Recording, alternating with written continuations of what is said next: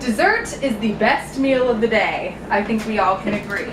And cake pops are the newest trend nowadays and should become your new go-to dessert idea. An instructional book called Cake Pops, Tricks, Tips, and Recipes for More Than 40 Irresistible Treats spent 7 weeks on the New York's Best Time Sellers list and sold over 500,000 copies. So I think that should show how popular cake pops are and how you should really go out and make them. Cake pops are easier to make than cakes, being that you can make them in different steps and take as long as you need to make them and make them on your own time, and they're easier to personalize for whatever theme you're attempting to create. I want to change how you create dessert. Let me begin by sharing a brief explanation of how cake pops became so popular.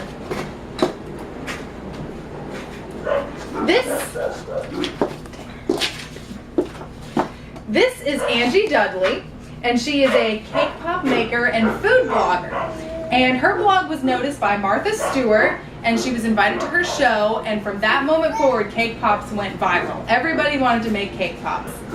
According to an article written by CNBC, after her appearance on Martha Stewart, her blog began reaching views of over 3.8 million views per month, completely changing the dessert industry. They were discovered because she said that she knew that crumbs of cake covered in icing were obviously delicious, because why wouldn't it be? But they didn't look very attractive. So she began dunking them in mounds of melted chocolate and putting them on sticks for easier eating, hence the cake pop. Now I want to show you just how easy they are to create.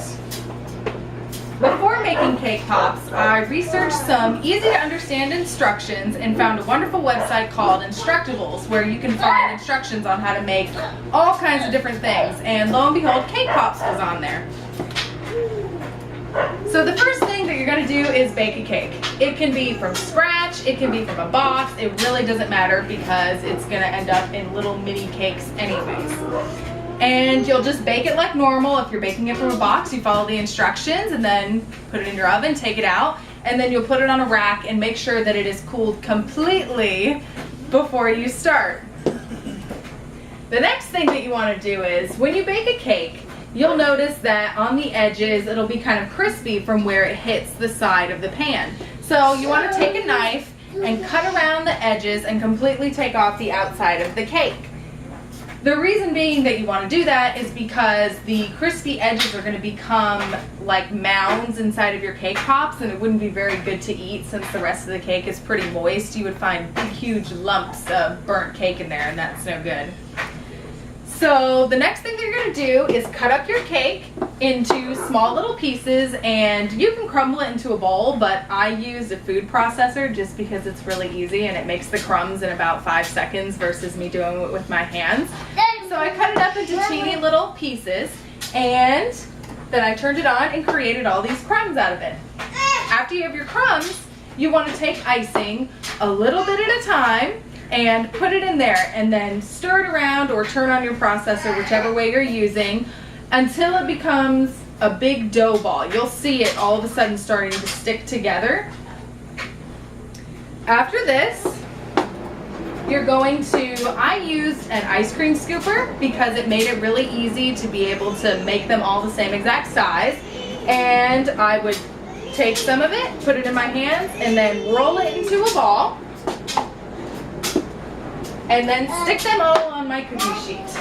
Once I had all the balls rolled, I stuck them in the fridge so that way they could chill and get hard and be able to easily stick onto the lollipop sticks. The next thing you're going to do is, there is a really awesome tool out there called Candy Melts, and all it is little discs of chocolate that you can melt in the microwave on a low temperature. So you want to get whatever kind of candy melts you want, whatever color, and then you'll melt them in the microwave, and then you will take your cake pop and stick it onto a lollipop stick. After you've stuck it on the lollipop stick, you just dip it in the chocolate and then put it somewhere to dry. A really awesome way of drying it is to take some styrofoam and stick all of the lollipops into the styrofoam one by one, and then they can sit there and dry until whenever you're ready for them. This is how easy the cake pops are to make. They are the best dessert to make. You can make them in steps by making your cake balls and then even putting them in the freezer if you want to make them another time. Say one day you just felt like baking and you can make a whole bunch of cake pop balls, stick them in the freezer and then unthaw them the next time you're ready to decorate them. They are so easy. But along the way I did include some issues, so I wanted to go ahead and clear those up for you guys in case you ever had any problems while you're making cake balls. A problem that can happen is sometimes your cake balls can become too moist, which we discovered that one by dumping an entire can of icing into our cake crumbs. So the best way to do it, according to Instructables and according to Angie Dudley's blog, is to take a little bit of icing at a time, because you can always add more icing later, but you can't take any away. Another thing that we encountered was during melting our chocolate, it really is a good idea to read all of your instructions on the items that you're using, because it turned out that you cannot add any sort of liquid to candy melts. So we had melted our candy melts and we had white ones because there was no yellow. And we really wanted yellow cake candy melts. So we melted them in the microwave and they were really awesome and they were nice and smooth, but then we added dye to them. And it completely hardened them and they looked like scrambled eggs, so they were no longer usable and we couldn't dip them anymore in that chocolate. So that is one issue you might encounter. So now you know that you have to be very slowly on adding your icing and you cannot add any liquid to your chocolate melts. Cake pops, in conclusion though, are really fun to make. You can personalize them much more than you could an actual cake. You can make them for any type of theme that you want. You can make them for a baby shower. You can make them for Christmas. It doesn't matter. It's not too many times that you can do that with a cake and it be so easy.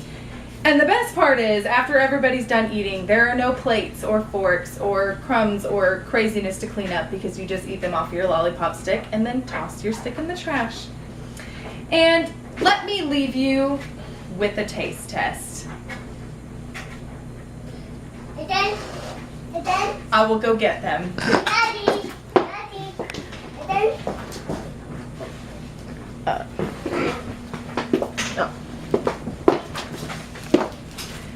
Let me leave you with the taste test.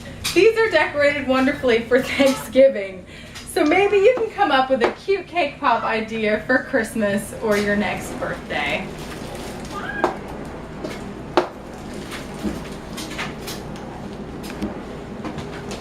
Oh, thanks.